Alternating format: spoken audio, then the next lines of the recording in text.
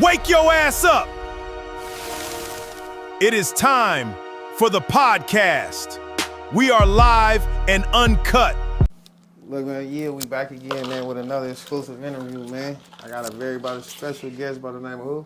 Fresh Money, you know what I'm saying? Come on, you know what time it is, man. Come on, man. Man, hey, look, you know what I'm saying? Tease up. Tease what it is, man. Shout out Kilo Kirk and all the gang, man. Come on, man. Feel me? This is how we do it. We got Fresh Money, man.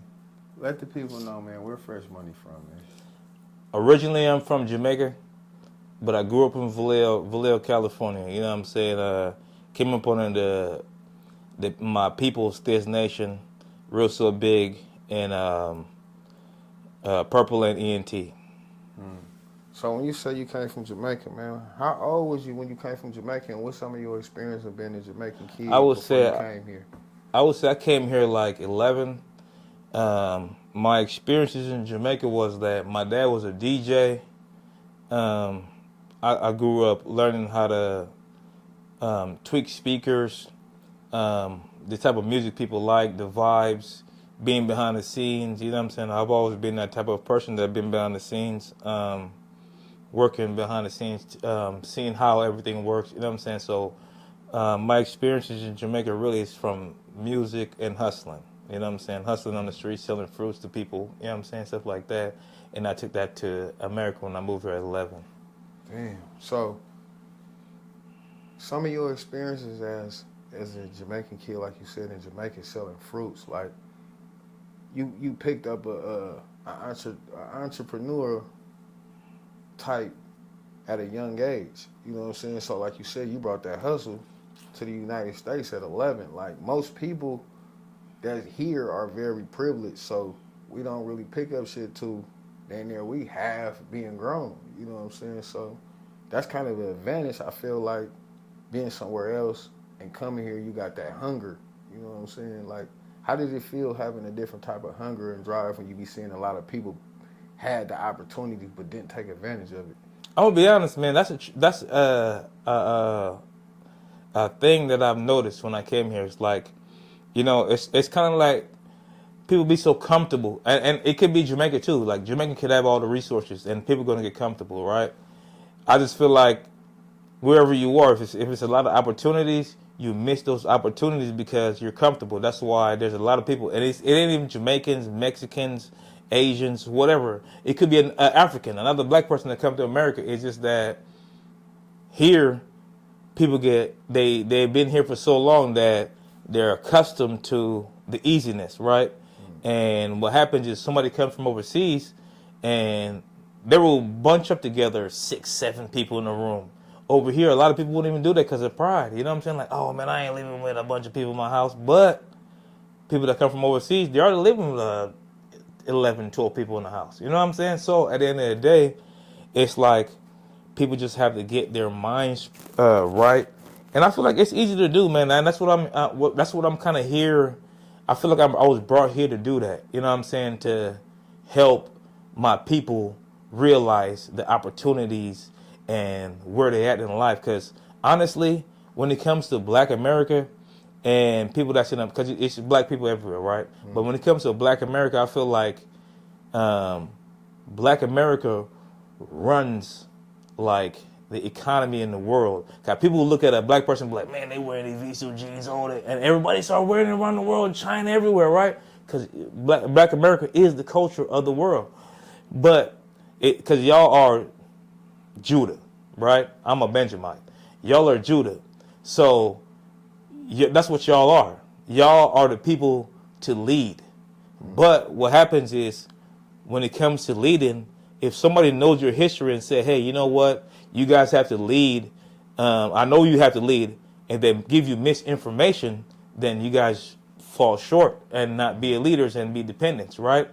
So at the end of the day, I feel like that's why I was brought here. And I don't even care what happens with my life or anything like that. I just want to make sure that my people know who they are and raise their kids to know who they are. So once we get older, we bring back like that old school stuff like the 1950s, 1960s, Martin Luther King, or what's the brother name? It's Martin Luther King, and then there's Malcolm X. Because Malcolm X, I read Malcolm X's book. He studied Marcus Garvey. He's from Jamaica, right?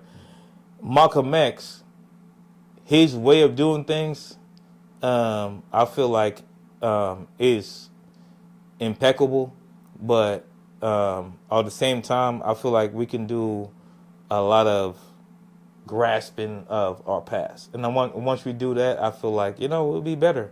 And so I feel like that's why I'm here, and that my experiences that have taught me how to be a better person, how to express myself to my fellow black man. You know what I'm saying? My fellow black man. You know what I'm saying? And be like, hey, bro, we can get back to greatness. Facts. The crazy part, I can hear that you understand like tradition. You bring a lot of your tradition of understanding the approach of life over there to over here. So you have a vivid, clear vision when it comes to life. You know what I'm saying? Like you said, inherited to know like where you come from. See, a lot of people here, we have been broken from the era of really knowing our grandparents. You know what I'm saying? Great parents. You know what I'm saying? So we mix a lot of traditional things. A lot of people don't go to friend reunions. A lot of people never been to a friend reunion. You know what I'm saying? So it's a lot of people don't understand their culture. They don't understand who they are. They don't know the ethnicity. You know what I'm saying? A lot of people might not know that they might be Moorish Moroccan. Man, they don't right? call themselves to be black. You know what I'm saying? So it's a lot of misinterpretation of life that where we still got to understand who we are as people. You know what I'm saying? And the importance of the value. And like you said, leadership. A lot of people don't know how to lead because everybody of today is taught to follow due to social media. Man, facts. Our social media presence when we was growing up was actually in person, being outside. Yeah, true. That's how we learned to be a follower if you was following something, or being the leader because you was being the leader. You know what I'm saying? But they turned those two facts of life into social media life. And I think a lot of us run to it for validation when you validated as already being a person who you are. You know what I'm saying? And it's fucked up because it's not unique no more. You know what I'm saying? And I remember when MySpace first came around and how creative we and juice we were to be able to change just the background and make it be shiny or blingy or, you know what I'm saying? Simple shit as that. And it's like now it's so computer programmed within us. It's like, motherfucker, the first thing that we do, majority of us, is grab our phone and look at social media. And it's like, damn, this shit has played a domino effect on our lives. You know what I'm saying? How do you feel about, crossing over from a different country to like being, like you said, in a crest and having to be against diversity? Because I'm pretty sure when you first came, like your English was kind of broken. It's just like I said right now. Yo, what a bomba clock the man depan. Right? It's like a Mexican that can speak English and Spanish, right? But it's one of them things is where I was so people, they make fun of me. Cool runnings. I got all the jokes. Cool runnings, right? Shout out to Papaya. RP Papaya, man. Vallejo, you know what I'm saying? Goon, man. But it was hard, man. I ain't gonna lie to you because the dialect, right? I had to learn English fast. I tried my best, but like I said, man, I realized the difference. As soon as I came here, I realized the difference between cultures, but I accept all cultures because like my cousins, right? So I already had a heads up before I came here because my cousins, they're from East Oakland, right? Surrounding Park. So before I moved here, I already had family here. You know what I'm saying? My granny was here in the 90s. She lived in, they came in Treasure Island. They was in part of the military. So before the crest was even the crest, because my family was going to move to the Crest, but it was country. It was horses and a bunch of carriages, basically the countryside Crest, right?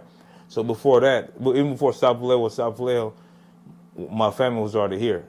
You know what I'm saying? So I moved here when they already was established here. You know what I'm saying? So I have cousins, like I said, in Oakland, East Oakland, stuff like that. So the difference moving here was just basically understanding English fully and stuff like that. You know what I'm saying? But that came easy, you know? Everything else, the difference is, I'm going to be honest, bro. The only big difference I really came when I came here, because everybody in Jamaica is black. So everybody is black, bro. You feel me? My granny is Indian a little bit, but everybody is really black, right? So when I first came here, one of my biggest thing was racism, dealing with people saying like, yo, you a stupid nigga or something like that. You know what I'm saying? I didn't understand that. So that's the biggest difference from moving from a place from Jamaica to coming to America. It ain't even the money.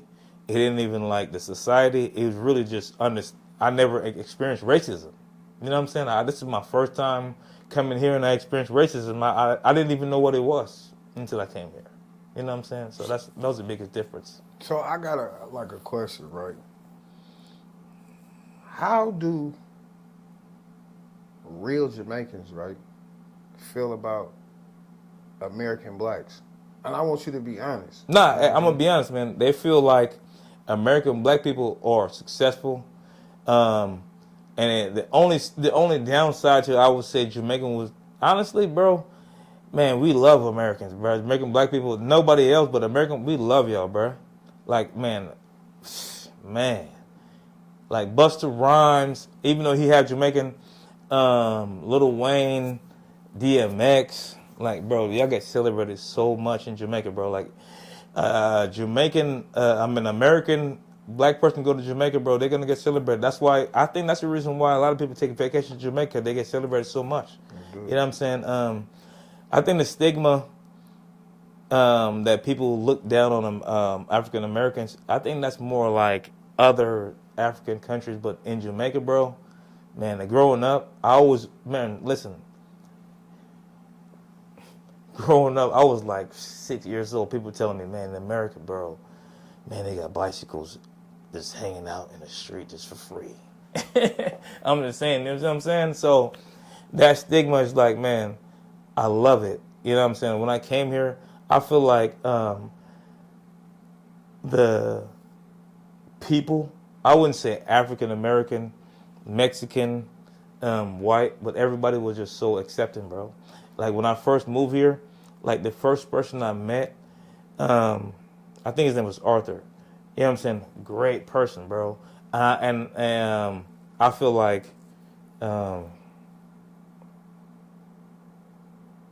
my expectations was met at that point, because before I moved here, I thought it was just like the best place in the world. You know what I'm saying? Like, and it still is. You know what I'm saying? It's way better than Jamaica, way better than Trinidad and Tobago. Like, America is a land of really opportunity, and I love it. You can do anything you want here. You know what I'm saying? And I feel like, as far as like African American people, I feel like we're all the same. You know what I'm saying?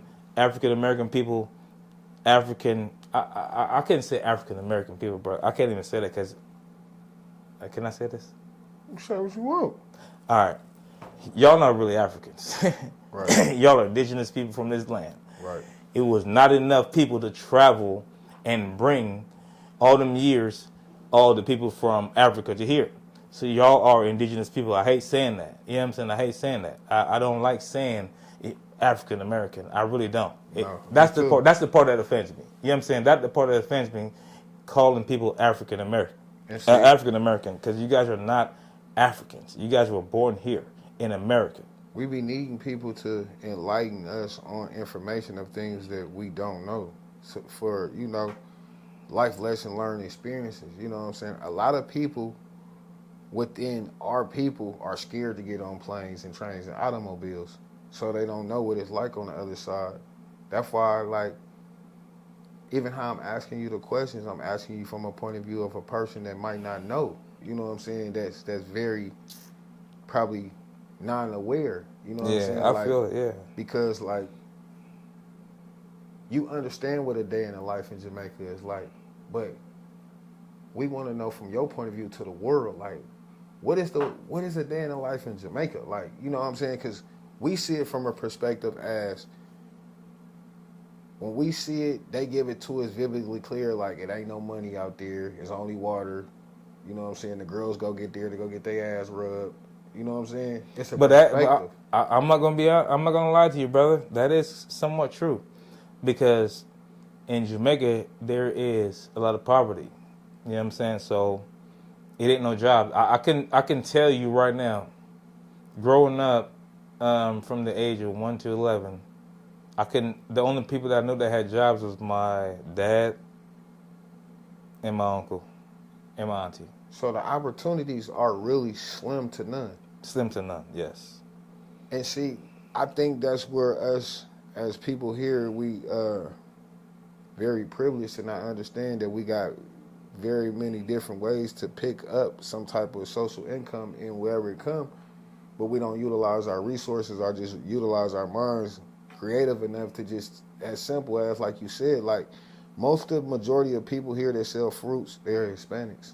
Exactly. You know what I'm saying? But these are trades that, like you said, from your ethnicity come from to where, nigga, that's normal. Yeah. You feel me? It's literally normal, bro. Like selling fruits on the corner of the street saying? is normal, bro. That's normal, but here I did it. it's Hispanics. But you see what I'm saying? But some people probably look at you like, why is this nigga out there? But they not understanding you're a Jamaican. So we enter times and situations where we're quick to judge books by its cover without reading them. You feel me? Not knowing that your perspective of life is different than my perspective of life. Yeah. You know what I'm saying? True. But you look like me. Yep. You see what I'm saying? So it's like, that's where a lot of the fine lines of miscommunication throughout people happens. You feel me? No matter what race or not what ethnicity we play a part in this life. You feel me? But look, though, I will say the difference for me, though, I'm going to tell you the difference between me and a lot of people. I understand, bro. I don't know why, but I was blessed with the know-how to understand or overstand certain situations from a young age. So I even knew, like, man, this ain't right. Like, you shouldn't judge a person selling a fruit on the street, right? And if you're able to do that, that means you're not a business person, because at the end of the day, that's no taxes or... Facts. You see what I'm saying? So they could be making... you could be going to... Say somebody go to work for making $200 a day. They're making $500 a day without taxes. See what I'm saying? So at the end of the day, they're making twice as much. But you're pointing the finger at them like, oh, look at these idiots selling the fruit on the street. But they're making $500 a day. You're making $250 or $200. See what I'm saying? But that's without taxes, because they go to the city and they get a license. Say, hey, I want to sell for the day in this city, and they pay $500 for that day to sell in that city. Them people on that corner, they have a license.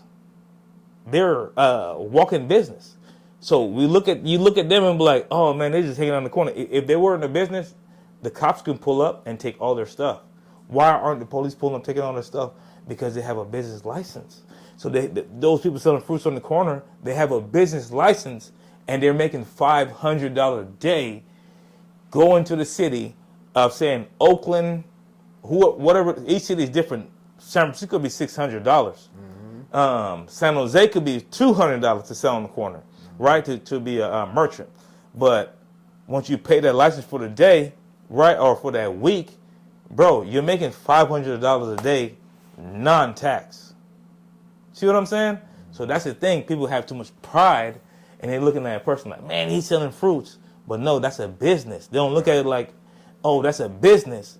They're looking at, he's selling fruits on the corner. He's selling shirts on the corner. That is lame. No, it's not. It's only lame because you don't know the hustle behind it. My granny did the same thing. And made hundreds of thousands of dollars, bro.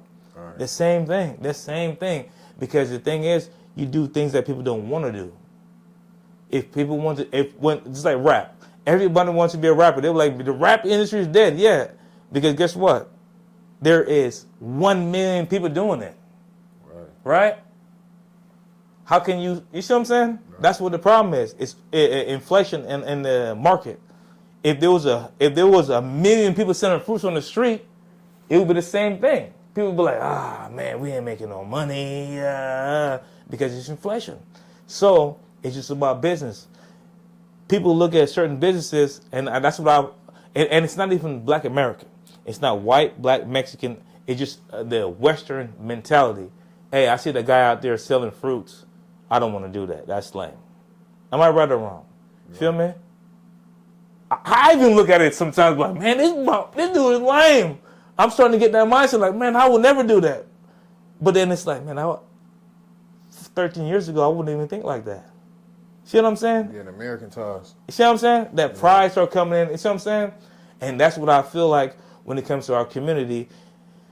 We can't even do the basic things to enhance our community because it's like, man, people going to look down on us. I feel like that's the reason why a lot of people don't want to do a lot of things in our community, even just in our community. Because I don't look at us like you're a Black American. That guy from Brazil, he's a black and Brazilian. No, nigga, we all niggas. Because guess what? For sure. I'm going to tell you right now. Answer me this question. If right now I go outside and I see a white man, I punch him in the face, and I took off running, and somebody give a description, what are they going to say? A nigga or a black man. A black man just punched somebody in the face. They ain't going to say, hey, a Jamaican guy in a red jacket just punched somebody in the face. Nah, they're not going to say that. They're going to say a black man because we look the same. And that's the problem. We all separated, bruh. They separate us to religion. They separate us to gang. They separate us to teams. All this other stuff, bruh. But we're all the same. Just like a Caucasian, an Englishman. They're all white people, bruh. An African, a Britishman. It don't matter. If we look the same, we're all black. But they tell us that we're not the same. They tell us that we're not the same because guess what?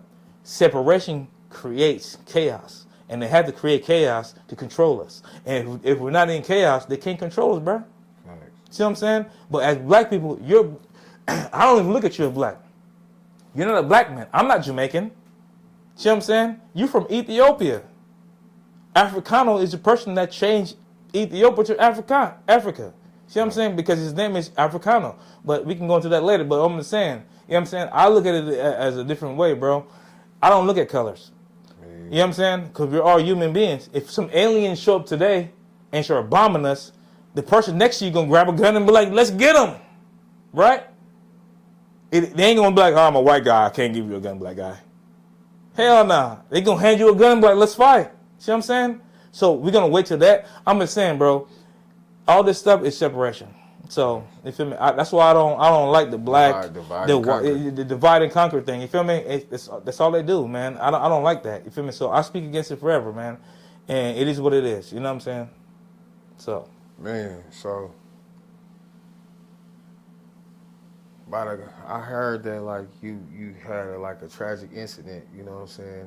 At Definitely. one point in time, like, man, like what was some of your obstacles, man, going through them experiences of, you know, that incident, bro? Like, to be honest, man, to go in depth into my injury, the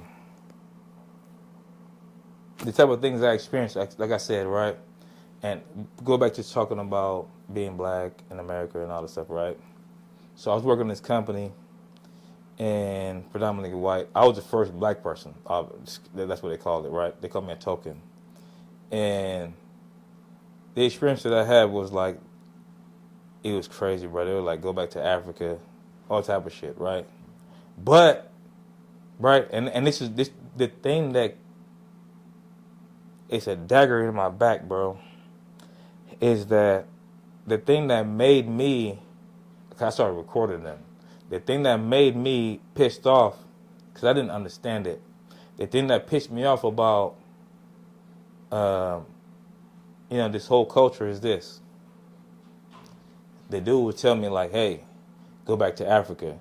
And, me being Jamaican, I'm like, whatever, bro. Like, what are you talking about? But then my brother walked past, that's from America though, right? And they would be like, hey, be quiet. Because they feel like they know and I don't, that they were in slavery. You know what I'm saying? But they act like I didn't know, right? I swear to God, I sued their ass, for real. And I told them, hey, bro, this is the most coldest thing I've ever experienced, bro. You know, this is the coldest thing I've ever experienced. Because in front of other people, they were like, hey, what's up? And then when they left, they felt like I was a part of them. And I had my camera on. I swear to God, bro, I had my camera on the whole time. I'm like, bro, I don't feel what y'all saying is right. This is straight up bullshit. And this is what they do. And I feel like this is what happens with the whole culture. They feel like, and to answer your question from earlier, I'm going back to it. A lot of people, no, let me not say a lot of people, I'm going to be direct. White America feel like foreigners that come here don't know the oppression of the people that's here. Facts. They think we don't know, but we do. No, you know what? I think they do know that y'all know. They just don't want y'all to educate the people that doesn't know. I think it's the reverse. You feel me? You're right, because they were mad at me for saying it's some an shit. illusion, bro. Like, we want to keep our people in smoke and mirrors because the knowledge is power and power is wisdom. So our people perish for the lack of knowledge. So that's what makes frustration in the communication that we receive from people, because it's going to be a pull and tug situation, because we tune to believe people that doesn't have the experience over the people that have the actual experience. Yeah, man. You know what I'm saying? So we so far-fetched from what reality is because a lot of us really don't live in reality. Yeah, man. I feel that, bro. And that's what, and I'm very blunt. So I would tell people straight up, man, I don't care about public opinion. You know what I'm saying? I'm gonna say straight up, if you like me or not, I'm gonna say it. But yeah, man, my injury was, it basically led me right here, man, to where I focused on my music for 3 years. 'Cause I was injured for 3 years. You know what I'm saying? My foot, I ended up getting hit in the leg with a big cable, breaking my leg in two pieces. So my leg was like in two pieces. And they had to do a surgery to put it back together. And while I'm on doing this, that's when the shit started happening, to where they're like, you know, all you niggas is lazy. All you niggas don't. I'm like, what? You know what I'm saying? But I just figured out that they were trying to basically fire me, leading me up to fire me. But they messed up because they basically said I was sexually harassing someone that I definitely didn't. And I won my case easily because they have cameras everywhere. But they just fired me because, and I said it straight up and down, like, because I was, you consider me like, you know what I'm saying, an idiot. You know what I'm saying? They try to say I'm an idiot, bro. And I had everything documented from point A to B. You know what I'm saying? Because it was that easy. It was no A to Z. It was A to B. That was quick of a transition. And I won my case, and I quit. And that's how I end up here. You know what I'm saying? Because I feel like you can work all day, you know. And this is the camera I'm talking to right here. Look, and this is what I want to tell people: you can work all day. I had the keys. I had every key to every door. Every key to every door. I opened the shop, closed the shop. Monday to Sunday. Open the shop, close the shop. I watch supervisor come in, supervisor and managers leave, and I close. That shit don't matter. It doesn't matter how hard you work. It doesn't matter how high you jump. It's about who you know. And if you white, you get you further. Facts. Just like that. That's how I won my case. They told me I wasn't good enough. I trained my supervisor and manager, and they still was getting trained by me when I left. That's what happened being black. And I say black just to resonate with the stereotype of being black, right? Because like we're not black. We are not black. If you're from America to Africa, you're not black. Black is this. We're not black. Remember that. We're not black. For sure not. That is what they put on us, but we're not black.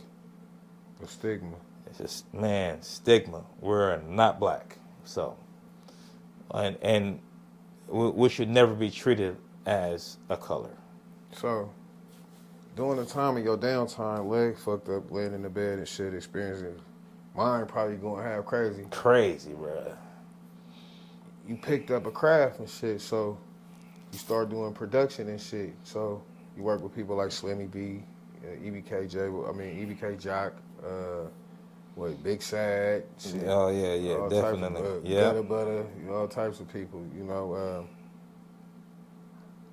How did you get so focused in and your connection in to make all of this shit happen within that? Like, cause like you said, you was losing it, but you also gained a new power at the same time.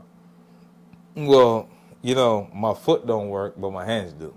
So I play the keys. So I've been on Gutter Butter. Shout out to my nigga Gutter Butter. You feel me? I've been on Gutter Butter since 2011. I met him at my manager's house, which is Jesse Lee. Shout out to Jesse Lee. Jesse Lee, Thiz Nation. You feel me? That was my manager at the time. And I was rocking with Kilo, so that's how I met them. You know what I'm saying? In the Crest. Yeah, man, the focus was to really just hone in on my production skills a little bit more because I can't record too much, right? So I was just sitting there with I had a external fixator. I don't know if you know what that is. Mm-hmm. So it was screwed into my foot. So I had a big ass fucking thing like this. I was making beats like this. You feel me? I swear, bro. You feel me? And yeah, and that's how them records came about. Like Slimmy B record with Draft Day. I remade Dre beat. That's how that came about. I was literally I was sitting in my room like this, playing the beat. You feel me? Literally. This is my new project right now called News. I record half the project laying in my bed with a pillow behind my head with my foot elevated, just like some Kanye West shit. You feel me? Just holding the mic. So that's what this injury really pushed me into production. Like I can't say 100, 80% into production right now, and 20% as an artist. You feel me? I really just rap to push my production, really, honestly, to be honest. You know what I'm saying? Because I'm really a producer or a songwriter, per se. So that's crazy, right? When you say producer and songwriter, right? Do you really make these motherfuckers from scratch? Or do you? It depends. So I do it all. So I can say I can make my beat from scratch. I could put a clap and make my beat from scratch. I can use a sample like the old school when hip hop started. I can use that. I can use a loop and use one loop and play the same keys around it, and I do it all, everything. So everything you can think about music, I do it all. I can make a loop. I can take the same loop, make a whole beat. I can start from scratch I can start with a clap and make a whole beat. You can hum something. I can take the hum that you use, put it on the beat, and make a beat around your hum. I can do anything that got to do with music. So from what I remember earlier in the conversation, right? You said your daddy was a DJ, right? Yes, sir. So did you pick up some of these traits from him as in the pianist, or you learned this throughout the time you was injured? I learned this before I was injured. So, man, this is about to go into some shit. So, I learned the piano when it comes to my dad, I really learned how to make speakers with my dad. So when I say learn to make speakers, like what you would need to put as far Magnet as and all the shit. to make it hit. Like say you want to make your speaker hit, you got to put a bigger magnet for the bass. So magnets, the bigger the magnets, the bigger the bass. The lesser the magnets, the more of a tweeter, right? It's less of a bass. So I learned that from my dad. You know what I'm saying, from an early age. But as far as playing the piano, I picked it up on my own, right, learning. But the where I really was blown away, and like I said this for the first time, you know what I'm saying, on some real shit, it was the first time I heard somebody really play some shit, and I was like, damn, was Reese Beats. Yeah, So Reese Beats, he used to come through, and he used to have 88 keys at the time at my partner, Boston Most, Russell Big Studio. Was it a Triton? It had a big Triton, but I was using Reasons. So I was showing him to go from the Triton to Reasons. You know what I'm saying? How to use Reasons and use the same sounds as on the Triton and Reasons. So in that all that retrospect, I got to see how real chords get played. I'm not even gonna lie. I can say 100% respect to Reese because that's the first person I seen play real chords. You know what I'm saying? I was like, damn, this is hella hard. But I was also the person that showed him how to do the technical stuff like on Reasons because he never used Reasons. So he used to make beats on the 88 keys and he got to record into Pro Tools, all type of shit. And I was like, nah, you ain't, that's too much shit, bro. Just use Reasons. And then from there, you know what I'm saying? Real shit. So yeah, man, I've helped a lot of people and they helped me too. Same with June on the beat. So yeah. So like you said, you got more of a connection into this shit than a lot of us may know. You like. It's crazy that I got two secret society guests in the music industry today that be playing a domino effect on a lot of shit with production, but you might not know because a lot of times we can't put the face with the. Yeah, exactly. You know what I'm saying? I was the person in the background that I don't speak, don't say nothing. I be chilling, you know what I'm saying? Because I really don't like the limelight. I'm really an introvert, you know what I'm saying? I really don't like the limelight. I'm not that type of guy. I mean, I love being creative, but I'm not the type of person to jump in the front and be like, yo, what's happening, you feel me? Because I'm not really that guy. I'm real serious about my craft, you know what I'm saying? And I never put two and two together. It's like, man, you got to have people got to know who you are, you know what I'm saying? And that's been my problem. Because I'm telling you, I've been everywhere. Been on tour, man. Man. But I was that person in the background that was more so helping everybody else. Really though, tried to help everybody else. You know what I'm saying?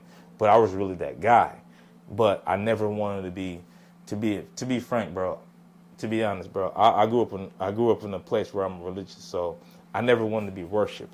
You feel me? I'm gonna keep it real like that, bro. And my wife knows. I never want to be the nigga that be worshipped. I think that's the reason why I never want to be famous because I don't want to replace in people's hearts where God is. Facts. You know what I'm saying? Real shit. That's why I never want to be famous. You feel me? Because I don't want to talk to God and God be like, yo, so-and-so said they loved you more than me, bro. You feel me? I'll be feeling bad, bro. Like, what? Are you kidding me? Hell no. Feel me? Hell no. So that's one of my, I would say that was one of my biggest reasons for not signing 2 contracts that got offered to me. You feel me? Lucrative contracts. And I was like, man, it was just God telling me like, bro, you know what I'm saying? I just never want to be the type of person to be worshipped, bro. I don't want to be worshipped. You feel me? I would want people to love me and walk up to me like, man, I love your music. But I don't want people to fall out and be like, oh my God, I love you so much more than everything in the world. I don't want that. You feel me? I just want genuine reactions. You feel me? I don't want people to worship me. And that's not my goal in life. You feel me? And that's kind of what hinders me. Out of everything in the world, I think that's what hinders me or hindered me the most to be successful, bro. I swear to God, out of anything. So, as a producer, right? I want to know your honest opinion with this. How do you feel about the state of hip hop in the Bay Area? I feel like people can switch it up, bro. That's what my project is. My project is about. Literally, what my project is about. My project is called News. North, East, West, South, and that ain't America. That's the world. I want people in the North America, East America, West America. I mean, West of the world, South of the world, to hear this music, bro. I don't have no type of genre specific on my project. It's just music from everywhere, and I can say that. And the crazy part of why I can say that is, I can say I'm a mutt, and Irish, Indian, black, and what else nationality? Because I think the only thing I'm not is Asian. You know what I'm saying? My great grandfather is a redheaded white man. My grandmother is half Indian. My grandfather is black as shit. Right? I'm just saying, bro. I mix all around the world. So when it comes to this music, bro, I feel like I can touch on all aspect of music because I'm mixed with all of it, right? I can touch on all aspect of music. So the state of music needs to go back to where it's more not so one thing. Like right now, say that too. You feel me? It's too much of a one thing. Like everybody's like, man, bro, everybody got a button. Everybody got a 40. Everybody, but man, where the women? Where the life stories? Where, cryptic messages? What happened to everything else that has to do with music? Music is just not about violence, bro. Music has so many other things you can talk about. So I feel like the state of music is just too personified by violence. Yeah, it's not. It don't have no soulfulness to it no more. No soul purity. at all. You know, a lot of people don't understand how easy it is today, and it's it's a tricky thing, bro. Like it's sabotaged in so many different ways. You know, and I used to be an artist, bro, and I used to love that shit, bro. But it's like, due time, like you said, bro, the organic side of people just can do music. It's not there. Everybody want to judge your value of being from the streets. Like, when I was in the streets, bro, I didn't rap about being in the streets. Man. You feel me? But today's value is like, tell on me, tell on you, tell on everybody. And we gangsters. You feel me? And it have the wrong interpretation because we start doing as and what others do in other regions and other cultures to where we forgot about us. You know what I'm saying? And the unique factor that we lost was just being organic, bro. Man. We don't understand that no more. We was the originators, like we was the creators, the innovators, and it's like now we just follow suit to what everybody else is on the popularity thing when they come and get the seasoned salt from us to put it on their food, but then we don't like it tastes on our own food. And I say that to say this, right? We'll give another motherfucker the pass and the plus that do a hyphy song, right? We be juiced about it, right? But when we do it, our people look at us like it's Boosie. Yeah. So it's like we have a lot of confusion within itself of knowing what work, what don't work, and how it should work, bro. And it's fucked up, bro. But I understand it, though. I'm going to be honest. I understand it. You know why people do that? It's because it's owed to them. Because you got to understand, right? It's like Bob Marley for Jamaica. For us, they don't celebrate Bob Marley in Jamaica, but everywhere else they do. Because guess what? It's not owed to y'all at the time when it came out, but it's owed to us. Mm-hmm. It's owed to y'all, the hyphy. Y'all done did it for 10 years. Now, 10 years ago, hyphy. Now, if somebody doing hyphy in Atlanta, they're going to celebrate it because guess what? They're not doing hyphy in the Bay right now. It's more mob and killing, right? But outside the Bay, you're going to say, oh, man, we love it because they're copying us. You know what I'm saying? But if somebody from the Bay do it, they're going to be like, you corny as hell, bro. You know we ain't on that, right? and that's where it gets misconstrued because it's like, and I comment on this a lot of times, bro. And man, I was here before the hyphy, bro, and I can say that's the culture. Like people go away from people sell their culture. I wouldn't even say give away their culture, or give the co-sign to other people to use their culture when they're not doing it no more because it's not popping out here no more like that, right? But everywhere else, they're like, dang, that shit lit. And they want to come there to see it, but nobody's doing it here. Like when Kendrick Lamar did it, right? Everybody outside of LA loved it. But in the Bay, people like, man, what is this, bro? Like, what's going on? We sabotage our own self, bro. And it's fucked up because we have some of the biggest and creative people that come from here, artists, unique, all types of shit, bro.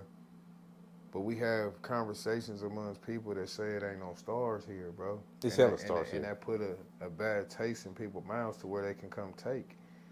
And it's like taking so much is breaking a lot of people. You know what I'm saying? They have made a lot of us broken, bro. And it's like motherfuckers is trying to find out how do we get back into that happiness.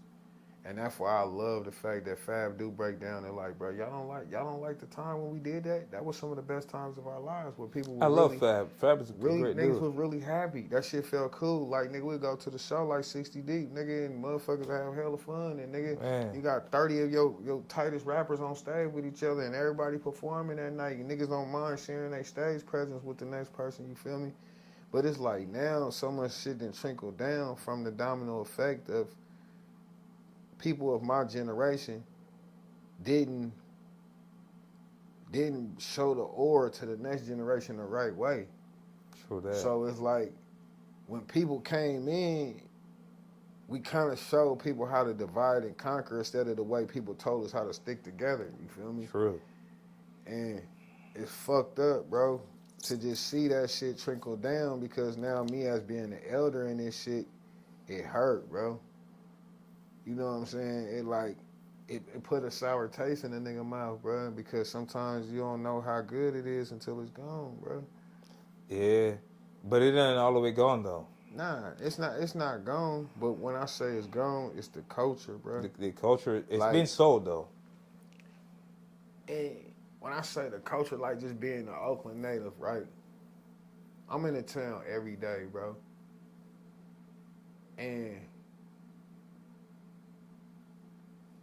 we always wanted better for our culture. I'm not gonna never not say that because that's the best thing that we ever can do, bro, is make it better for these kids to be able to play, right? But in the same sense, kids... Let me say this, and Oakland is the base culture.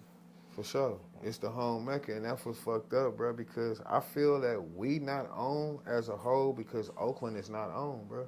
Yeah. Like, if Oakland was owned, right, I feel like the world would be more acceptance to what hyphy is, what the mob is, what the culture of acceptance to what is because it can be vividly clear broke out because hyphy, bro, was just a derogatory word that you express and explain about a nigga that was with the shit. Oh yeah, I know. You Sure. feel me? I That know. Get off a pill. He might come over this motherfucker and shoot it up. He might come through here dancing, shaking his dreads, making his pants fall to the ground, or he might just come through this motherfucker dipping and yoking. You feel me? We don't know. So it was like once certain record labels of the majors made it to a certain thing, it made it to a movement when it was a lifestyle. You know what I'm saying? So it's like a lifestyle and a movement made a friction of the communication sour. You know what I'm saying? And the kids, as they start seeing it, they didn't understand, but they were created from this shit. A lot of these kids is pill babies, and you know what I'm saying? That's why they have a lot of the shit that they got in them, the way how they act, bro. And people don't take heed to it because people got to remember the Trill TVs came around our time. The motherfucking Hood the Hoods came around our time. Yeah, I remember that. Yeah, man. That's all age demographic of me and us. You feel me? So Yeah. it's like thinking about the sabotage and poison that we put out for them to pick up. We was taking them to the block parties. We was taking them to the candle lights. So it's kind of like we signed a check that we really weren't ready to cash. And now, Without even knowing it. without even knowing, now we are our parents' and our parents are our grandparents, and our great grandparents are not here no more. You see what I'm saying? So it's like, and our kids are us. So it's like the shit that our parents used to tell us, we thought we look at it like, man, well, you hella boosie. Now that shit is reversing on us, where our children is doing that to us. Now we the boosie people. You feel me? And they feel like they the saucy people. So it's like history repeats itself in different forms. But it's like, how do we correct history? You know what I'm saying? The fucked up part is like, where you come from, you inherit structure, right? So, well, it depends, because look, I experienced the same thing too, though, because I grew up with my grandparents. I'm just saying, as in your traditional place, right?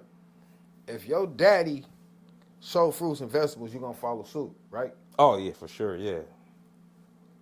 That's not the code and guidelines of how we live out here. We break yeah, the code. You feel me? I see what you're saying. Yeah. So like when we was talking about earlier outside, right? This the fucked up part about our people, right? This shit right here get a little deep, because it's like,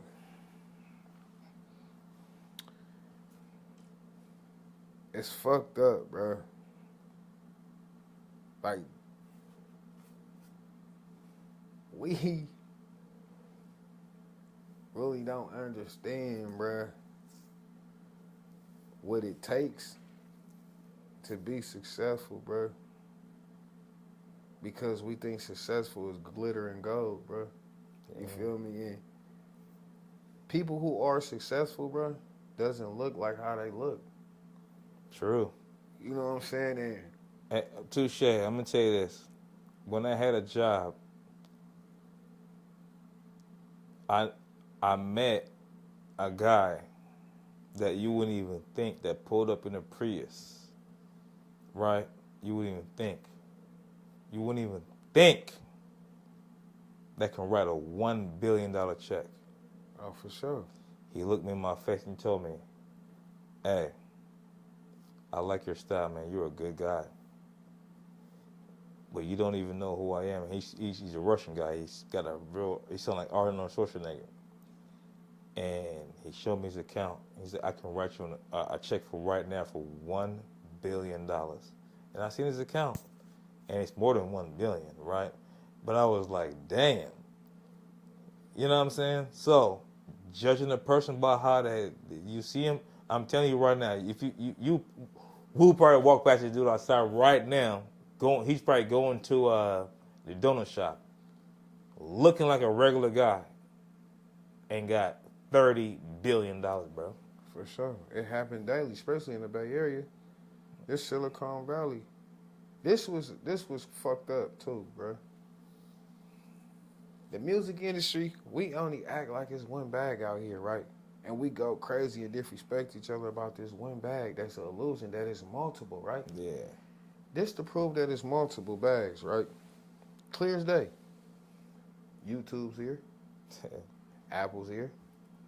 Spotify's here. X is here. Instagram is here. Why the fuck is we getting into it like it's only one bag here, bro?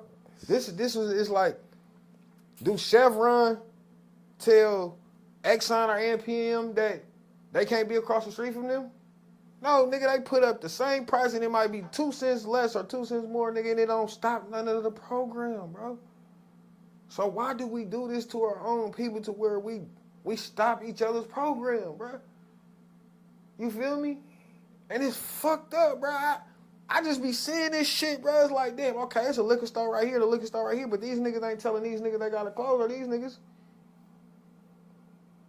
But we would do some of the suckiest shit, though, bro, to each other that hinders each other's growth, bro. Facts. Yeah, I'm gonna tell you, as far as when you say hinder growth, right? And this is the only time I would say the only time Jamaica is, I would say, a better place for an artist, right? Is, I remember when I was 13, bro, and watching this. They have a festival every year. No, actually, no, I was 10. No, it could be 9. But I was watching this festival, and anybody can enter the festival in Jamaica. This is a dope thing I would say about Jamaica, right? There's no age limit. The dude was like 50 years old with the #1 song in the country. The #1 song, first artist, the #1 song in the country. He was 50 plus years old, missing a bunch of his teeth on the right side. I promise you, the #1 song for 3 years. That's what I feel like, because I feel like when it comes to music, maturity, when I grew up, Jay-Z was 38 when I was fucking, 14, 15, right? So at the end of the day, it's like, you don't learn nothing from someone that's 20. All they're going to talk about is some dumb shit, right? Per se. But I feel like, as far as when it comes to this stuff, man, age, they should let more older people in. I feel like it should go, not let them in, go back to that. Go back to the maturity. You got to be 25 enough to rap. You got to be, you know what I'm saying? Because you don't develop as a man, as a woman, as far as like a thought process wise and scientifically proven until you're 25. Correct. You make solid decisions after 25. So I feel like rap should be back to how it used to be. You know what I'm saying? Because when people used to rap, that's why if you're people that's older, they have a better mentality because you think the entertainment they had was more like educational. You know what I'm saying? You can hear, you can listen to it. Oh, for the record, I tell you some shit, bro. You can make any one of them, right? That tell you some real stuff that's going on right now because it's never changing. It's like, what's that movie called with Michael B. Jordan where they had the club and it kept changing from year to year to year and they showing it outside. The club never changes, bro. It's the people change. The situation never changes. The people change. Rap never changes. The people change, right? It could be a conscious rapper. There's going to be another comment. It never changes. It never changes. Well, you know what changes is the personalities. That's it. You know what I'm saying? So, you know what I mean? I feel like history repeats itself, just in different forms. You know what I'm saying? As far as us, I feel like they should just let it go back to the old way, man, before Jermaine Dupri came in and brought in all the kids, man. Tell me. That for music was fun. You know what I'm saying? That's when we used to grab the CDs and look up in there and see who was the producer and who helped wrote on the song. That's when it was love, though. You know what I'm saying? And it was cool to be creative and unique. It's not. In certain pedigrees, it's still tight amongst if you're around certain circles. But like certain shit, it's not cool. Just like I was, you know, what you saying, you being a writer, like a lot of people out here, unless you in that industry circle, don't want a nigga writing for them. Because everybody want to take credit for self because they don't understand business. They don't want you to take credit out loud.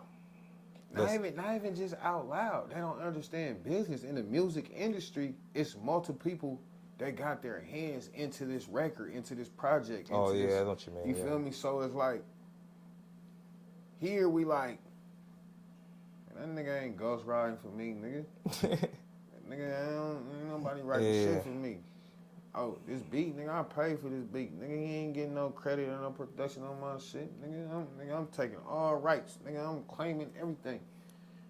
But this is the false information sometimes that we're being told on what they think is business or not business or what is it and not it. And you know what I'm saying? It's hella that shit go on, bro. And that's the fucked up part. Yeah, I hate that shit. It's so much lies, bro. There's so much discrepancies that plays a key factor on why a lot of shit don't blow its plan no more, bro. And yeah, gatekeeping. It's a lot of gatekeeping. It's a lot of that gatekeeping shit too, but it's like, what do we consider as gatekeeping? You feel me? Because sometimes we gatekeep ourselves, not trying to go get the information to learn something. You feel me? And they wait for niggas to give something to them. I would say gatekeeping is like, say you have a podcast, right? Mm-hmm. And you have, say, 10 celebrities that came through, right? And none of them mentions your podcast, but they will mention Joe Budden podcast. Right. See what I'm saying? That's gatekeeping because guess what? I don't want to mention your podcast because you might blow up in my city. You know what I'm saying? I'm pretty sure that go on. I'm a saying that's gatekeeping because I don't want your name to be mentioned amongst other people in a big light. Facts. I mean, I understand that perspective, and you know, at the same time too, that's why I came to the conclusion to create my platform because it's like I got control of my own narrative. I don't have to worry about somebody controlling my narrative because I'm gonna put the marketing, the advertisement, the promotion, and all of that shit. So I'm not waiting for the next man to put validation on something that I'm validated by creating. You feel me? And I feel that. You know why I feel that? Because I'm the same way as how I am. And that's what independence, to me, what independence is. You know what I'm saying? I'm the person to call. I'm the person to send emails. I'm the person that's at the video shoot directing my videos. I'm the person that's, hey, take this picture this way. I don't like that. I'm the person that's doing all that. There's nobody else but me. And I don't have to call nobody. That's just me. And I choose it that way. You know what I'm saying? I don't need to nobody else to call for nothing. You know what I'm saying? And that's what true independence to me is. And I feel like if you're like that, that's true independence, bro. At the end of the day. And I just figure like we needed more voices out here. You feel me? Because majority when you think of California, the first thing that would do people say, oh, no jumper. Oh, they from out here? Yeah, they in L.A. Oh, yeah, But the thing is, it's like we can create the same narrative around here if people support it like I should be too. But if we concentrate on the support of the people right here, we will never win. So we have to give it to the world so the people right here can accept it. You feel me? So that's why my podcast is on every major platform. You know what I'm saying? Like, we don't just play it just for YouTube. No, I'm on Apple Podcasts. We got an actual app for the phone for it, like on Apple and Google and different shit. Like we doing the billboards, we got the magazine. So it's like I'm not waiting for certain people to come step apart what we got going on. Exactly, bro. You feel me? It's like I'm gonna get the ball rolling, and then if what you bring to the table holds value for what I got, then we bridge the gap and bring it together and make it that much bigger. And that's how business go. You feel me? Man. But when you got certain situations of life that doesn't understand the structure of business, a lot of time business don't get done. Yeah, because that's right. Because if you're not raising business, you know what I'm saying? You can teach business, though. But if you're not raising business and understanding business, you're going to be talking to somebody. You're talking at the wall, bro. If you're telling a person, hey, this needs to be this. If you don't switch this to this on the barcode, just say we have a grocery store. Switch the barcode from 535 to 781. And here goes this idiot like, hey, man, you know what? That's not the right one. We're not going to do that. What are you talking about, bro? This is my business. Let me run my business how it's run. That's how you run the business at the other store. You know what I'm saying? And that's what independence is. You know what I'm saying? What works for you. You know what I mean? And you know, this is why others stay rich and we don't, right? We go outside of our people to go do business when we shouldn't. You feel me? Man, I feel that. This is why the confusion, right, fucks up on a daily basis, right? Instead of people doing either a trade for a trade barter system or let me help you put some money in your pocket, help me put some money in your pocket, we don't do none of that. Yeah. You feel me? And that fucks up everything. You know what I'm saying? Like, True. My thing is like building relationships is important when it comes to that rapport. You know what I'm saying? For instance, I needed my bro for something. He needed me for something. It's a barter system. But I didn't get at my bro and be like, bro, I need you to do this for me, bro. You know what I told my brother? Bro, how much you gonna charge me, bro? Because when you care about somebody else's business like how you care about yours, you understand business. Yeah, exactly, bro. You feel me? But Man. what did my brother do back to me? Bro, I got you, because I need some business done too. So let's meet in the fine line in the median. You feel me? That's how it's supposed to be, bro. I scratch your back, you scratch my back, we bring it together, niggas. Black Wall Street. Come on, bro. But people don't know how They don't know. a good friend, a good brother. Niggas always trying to be Come up. You know what I'm saying? Yeah. Trying to use these Finesse. words without through times to get up under you close to see what they can get from you instead of what we can get together. You feel me? And it be fucked up, bro. Stop trying to get from a nigga and let's bring something together, bro. It works out that much better. True, man. Everything ain't always about the dollar amount, bro. True. It's what we can do together to help us be better. You feel me? We better with the connection than being like, nigga, cause especially if I got this boy, I'm gonna hit my brother. He got this, that's how it's supposed to be. But if you gotta keep going to outsider of an outsider of an outsider, then how you expect it to get done on the master to where it's gonna count? Because the money, if you think about it, if you have a circle and you spend money outside the circle, it's not gonna circulate. And that's why the Asian community beat us. That's why the Hispanic community beat us, because they make sure it's spent with them 4 times before it even go out of their own people. Hey, look, I'm not racist or any of that, but I've never seen a black person working in a Chinese store. It's never gonna happen. You see what I'm saying? I've never seen a black dude working on a Mexican truck. It's never gonna happen. You know what I'm saying? And it's not being racist. It's just that they stick to their own people because they know what to expect. What we're gonna make. We're gonna make this today.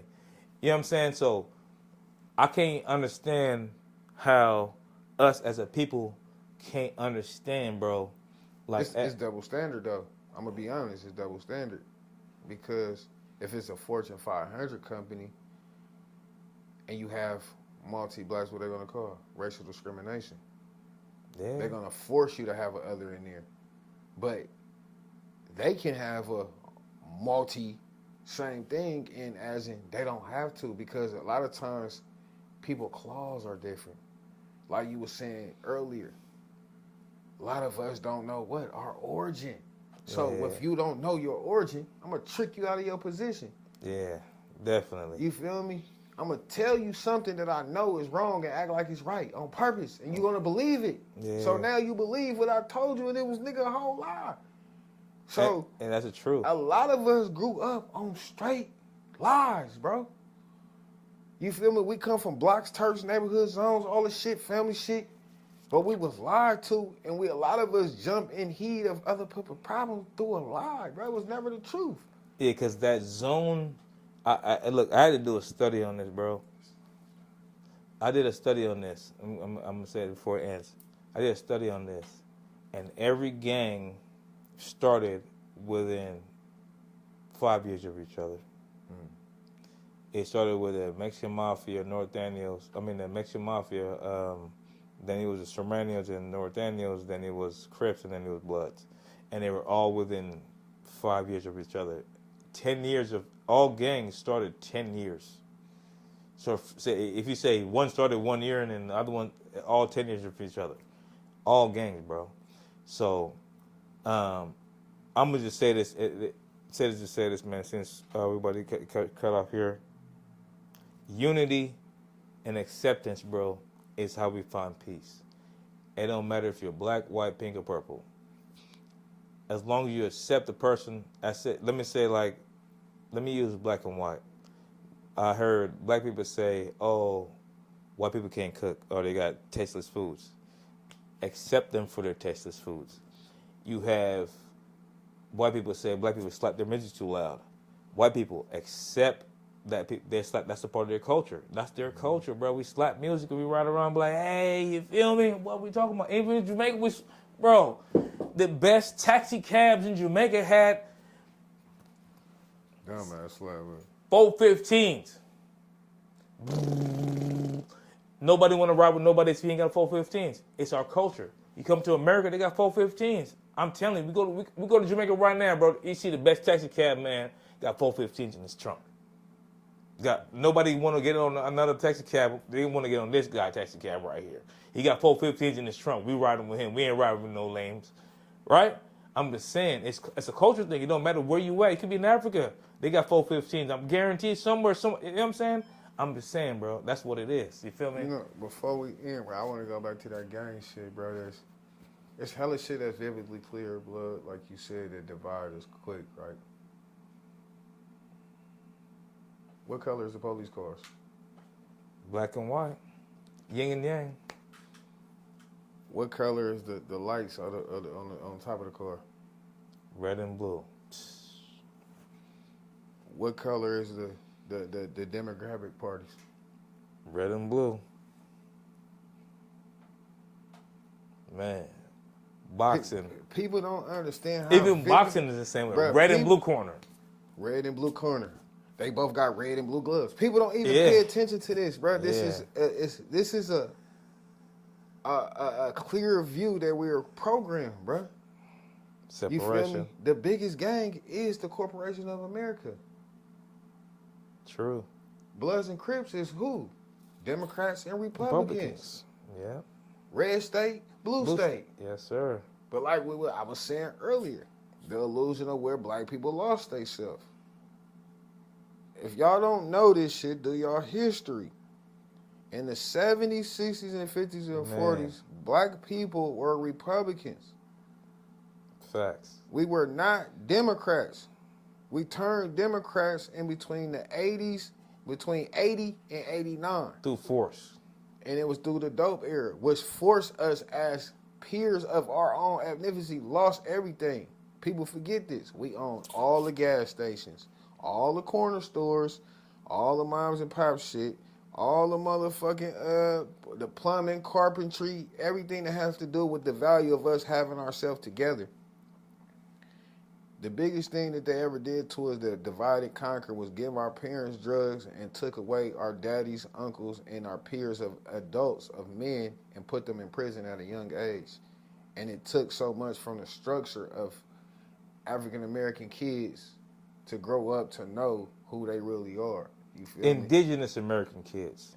Indigenous, you feel me? So you guys you gotta keep it with 1,000. It wasn't correction. Because I'm gonna tell you why. It was never enough boats to carry that many people to America. People was already here, bro. It's impossible, bro. Like, that's why a majority of our family members and peers come from the South, and they ended up in San Francisco and West Oakland and all that. You know, the South was on the coast, right? It's on the where the water is at. Where the water line. Yeah, so they bring the slaves. Come on, bro. So it's like it's not even a lot. So many of us have lost our origin because we don't know our origin, like I was saying, bro. So when you come from people, we have family that come from Atlanta, and they be like, y'all privileged. We are privileged. Y'all talk white. Y'all talk proper. But the fucked up part, bro, I hate how we put stigmas on how people talk. There's no color on what having education, bro. You know what I'm saying? Like, we degrade every situation when it comes to people having that shit, bro. So it's like, I hate that we put color on you having knowledge. You know what I'm saying? Like, we put color on wisdom. We put color, but us, we gonna say, oh, that's niggas only. No, wisdom is just having experience through life and what you done lived, your testimony. You feel me? To be able to teach.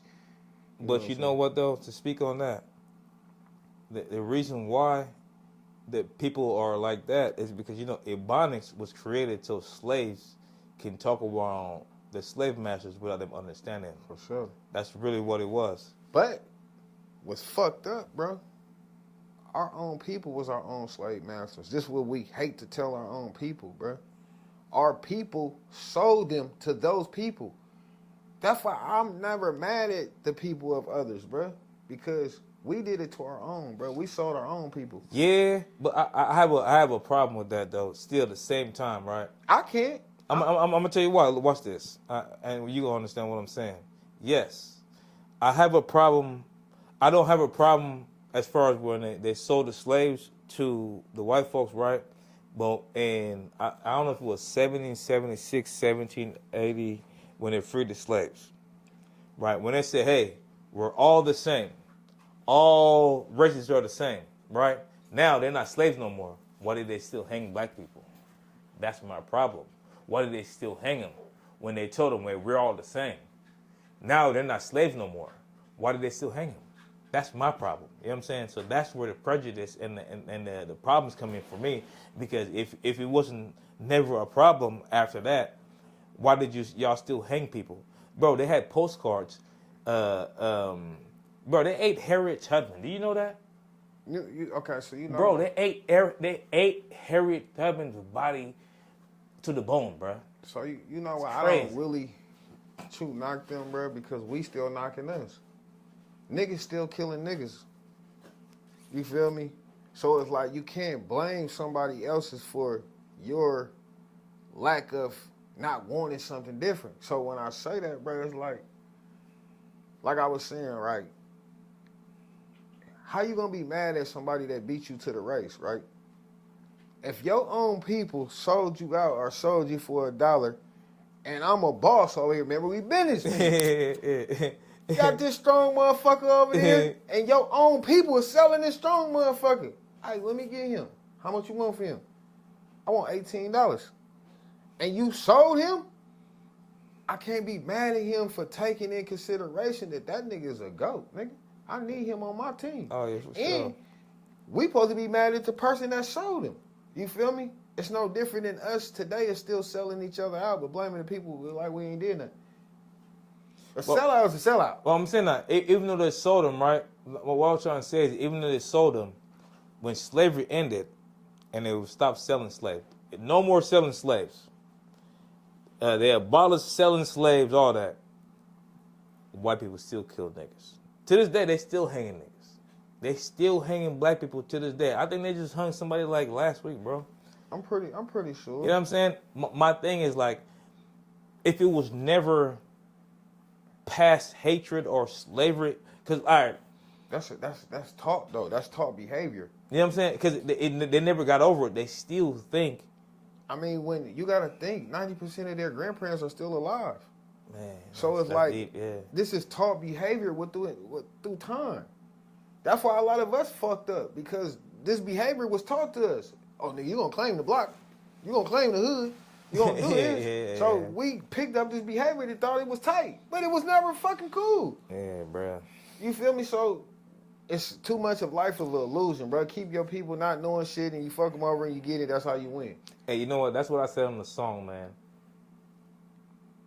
Niggas fighting over a block they don't even fucking own. Their grandparent never even owned it. You feel me?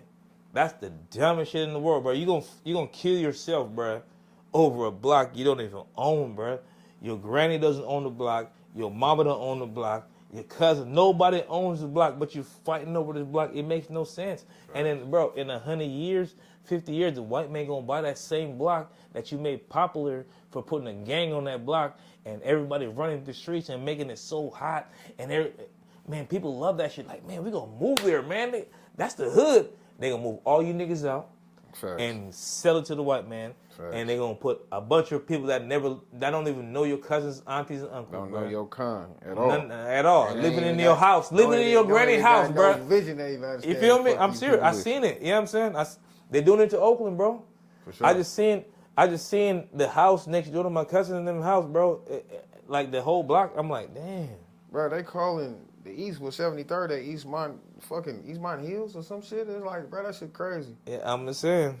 But before we go, man, is there anybody that you want to give a shout out to? You know what I'm saying? Let people know about your social medias and everything. Oh, man, yeah, man. Yeah, Fresh Money with a $sign on my music. Look out for K Love featuring R.O.D. I just produced that song. I got Drip Drop featuring his remix, I'm On, featuring Netta Farrow. That's a slapper. I got my song featuring Sir V. Wood, Aaron Lay. That's dropping soon. It's called Back to the Streets. Let me think about DJ Gutter Butter. Featuring EBK Jock. God damn, bro.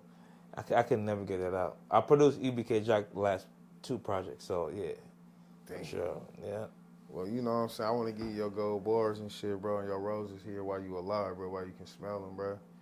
You know, thank you for contributing what you have done to the culture and for the culture since you've been here, bro, on this American side. You feel me?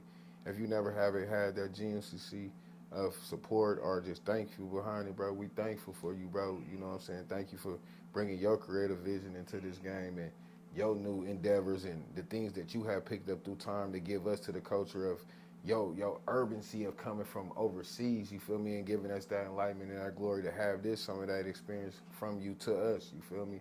Yeah, man. Keep being great, bro, and, you know, keep pushing yourself forward, bro, to keep getting better throughout time, you feel me? And whatever it is in life, whatever new endeavor you pick, you feel me? And I thank God for protecting you and getting your leg back right, Man, you know what I'm bro. saying? And getting you back healthy to where you can do everything that you were doing before, but doing it 10 times better, bro. You know what I'm saying? And you know, just to show you, bro, thank you, bro. Thank you, bro. You know what I'm saying? Like, keep being a dope-ass producer. You know what I'm saying? I got some people that might want to do some business with you on some production shit. Oh, definitely. I'm ready My to bro work. got hella dope-ass artists, you know what I'm saying? If we can try to see if we can put a beat pack or some samples, not some samples, but some instrumental shit that we can hear a little bit of snippets or something. Oh, for sure, yeah. So we can work to keep this bartering system within us, you feel me? And let's keep this shit going, bro. And Oh, thank you definitely. for coming, my Yeah, guy. for sure, man. And You feel me? hey, Fresh look, Money Inc., baby. you feel me? N.E.W.S. Out now, man. Come Feel on. me? This is what it is. Shout out to Fizz Nation. Come on. You know what I'm saying? Kilo Kirk, what it Shout do? out to my family, man. Keto Kirk, Jesse Lee, Don, man. You Big know what I'm Don. saying? The whole Jesse Lee, motherfucking what's crew, up, man? nigga? K.No. You know what Mob, I'm what's saying? up, nigga? Doobie, J Diggs, and the whole Oh, yeah, motherfucking they all Kid them family, niggas, man. RP Mac Drake, man. Salute to Doobie, the a real 900, nigga. Hey, you know what I'm Doobie, saying? Doobie one of the solidest niggas ever met, though. I ain't gonna lie to you, bro. I promise you. Man, well, before we go, man, shout out to my peoples, man. Cookies, Everett Jones, man. R Block Entertainment, and man, wake your ass up. Wake your ass up.